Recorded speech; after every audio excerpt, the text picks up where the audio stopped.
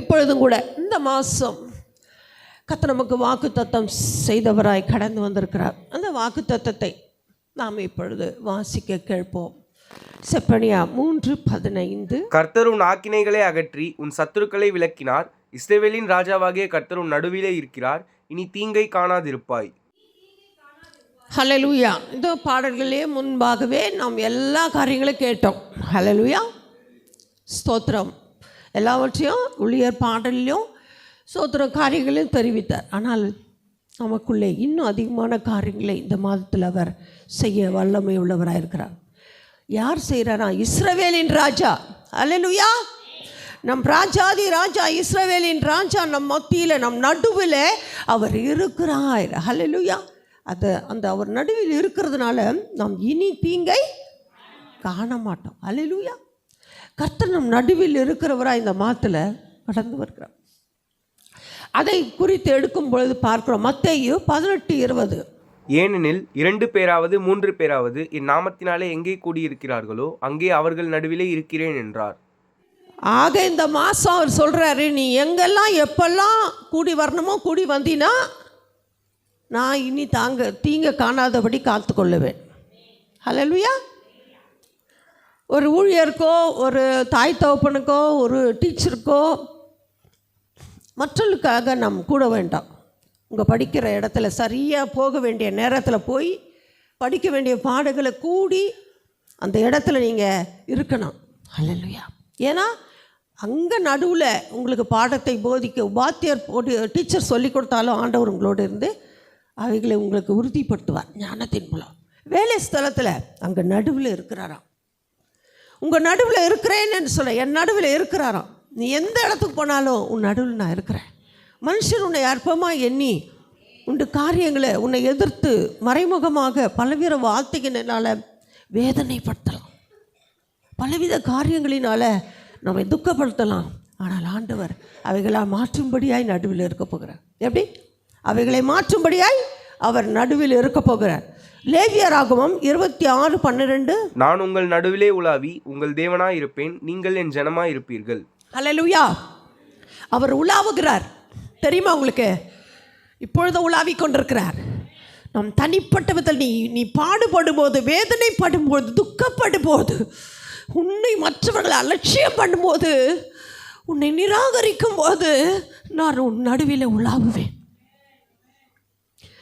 இதுவரை மனிதர்கள் ஸ்தோத்திரம் நீ நினச்சி கொண்டிருக்கலாம், நான் தனியாக இருக்கேனே, என் பிள்ளைகளுக்காக, என் குடும்பத்திற்காக நான் ரொம்ப வேதனைப்படுகிறேன்.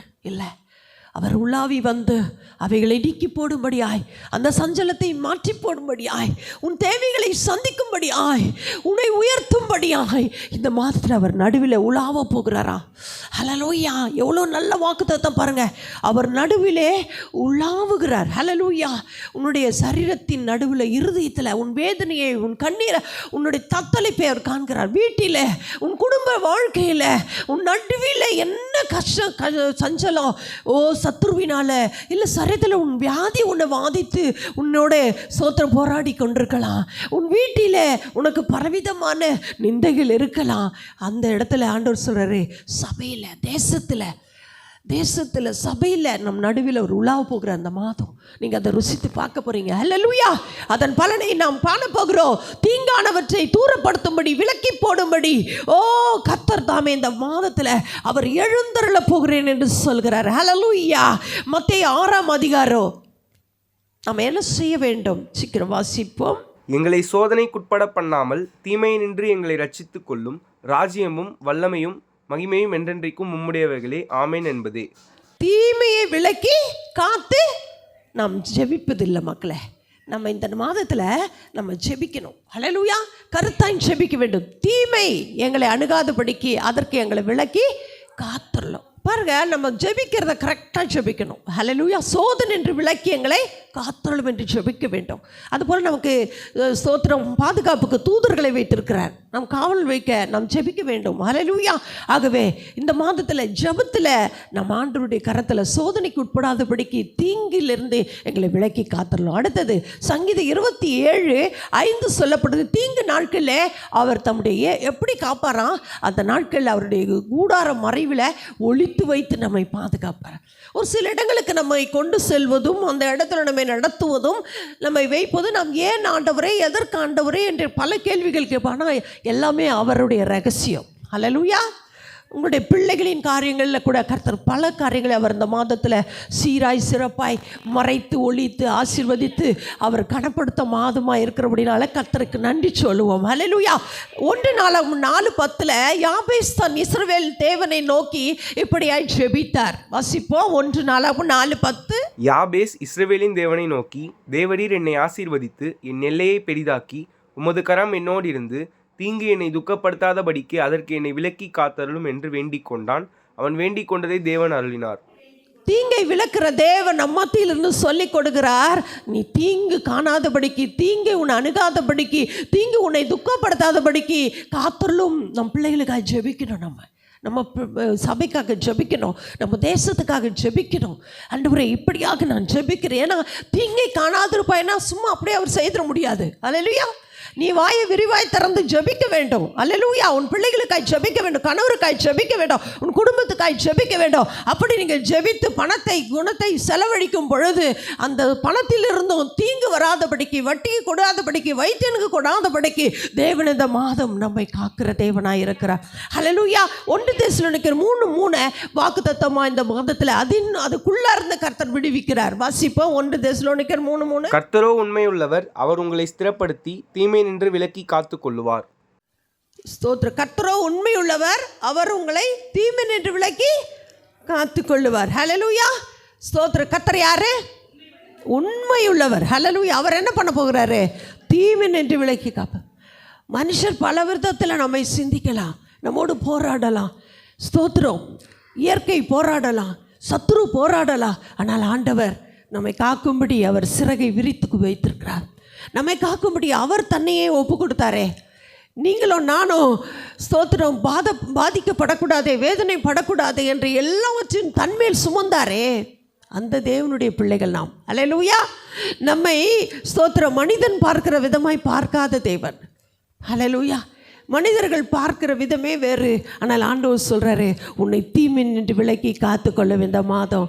அல்லேலூயா. தீங்கை காணாதிருப்பாய் என்று சொன்னாரே, அந்த தேவன் வாக்கு கொடுக்கிறார். ஹல்லேலூயா. தானியேலின் புஸ்தகத்தில் நாம் இன்னும் விவரமாய் வாசிக்கிறோம். அப்போது நடுவில் உங்களுக்கு தீங்கு இருக்குது, ஆனால் அவைகளை விடுவிக்கிறவன் யார் என்று அந்த ராஜா சொல்லுங்க. ஆனால் அதன் மத்தியில் ஆண்டவர் செய்கிற கிரியைகள் பார்க்கும்போது 23 சாத்ராக் மேஷக் ஆபேத்நேகோ என்னும் அந்த 3 புருஷரும் கட்டுண்டவர்களாய் எரிகிற அக்கினி சூளையில விழுந்தார்கள். 25 அதற்கு நடுவிலே செய்கிற பிசாசின் தந்திரம், மனுஷனுடைய சூழ்ச்சியின் மத்தியில் இந்த மாதம் நான் உன்னை தப்புவிப்பேன். அல்லேலூயா. இது நீங்கள் ஸ்தோத்திரம், நீங்கள் கண்ணார இந்த மாதம் நீங்கள் காண போகிறீங்க. அவன் இதோ 4 பேர் விடுதலையாய் அக்கினி நடுவிலே உலாவுகிறதை காண்கிறேன். அவர்களுக்கு ஒரு சேதமில்லை. 4ஆம் ஆளின் சாயல் தேவபுத்திரனுக்கு ஒப்பாய் இருக்கிறது. அல்லேலூயா. அங்கே பாருங்க, அக்கினியின் நடுவிலே உலாவுகிற ஒரு தேவன் நம் மத்தியிலே, நம் நடுவிலே, நம் நிந்தனையிலே, நம் அவமானத்திலே, நம்முடைய எதிர்ப்பிலே, நம்முடைய தவிப்பிலே, நம்முடைய தனிமையிலே தேவன் நடுவிலே இருக்கிறவராய் இந்த மாதம் உலாவ போகிறார். 26 அப்பொழுது நேபுகாத்நேச்சார் எரிகிற அக்கினி சூளையின் வாசலண்டைக்கு வந்து, உன்னதமான தேவனுடைய தாசனாகிய சாத்ராக் மேஷக் ஆபேத்நேகோ என்பவர்களே, நீங்கள் வெளியே வாருங்கள் என்றான். அப்பொழுது சாத்ராக் மேஷக் ஆபேத்நேகோ என்பவர்கள் அக்கினியின் நடுவில் இருந்து வெளியே. அல்லேலூயா. நடுவில் இருக்கிறதை காண்கிறவர், நடுவில் இருக்கிறவர் உங்களை என்னையும் தப்பிக்க வல்லவராய் இருக்கிறார் இந்த மாதத்தில். அது கடன் பிரச்சனையாக இருக்கலாம், மனுஷனுடைய காரியங்களாக இருக்கலாம், பிசாசின் தந்திரமாக இருக்கலாம். எல்லாவற்றிலிருந்து இந்த மாதத்தில் அவர் நடுவிலிருந்து நம்மை தீங்கு காணாதபடிக்கு காக்கிற தேவனாக இருக்கு. அந்த தேவனுக்கு நாம் நன்றி சொல்லுவோமா? ஹல்லேலூயா. பிரைஸ் எல்லாம். நன்றி ஆண்டவரே, நன்றி ஆண்டவரே.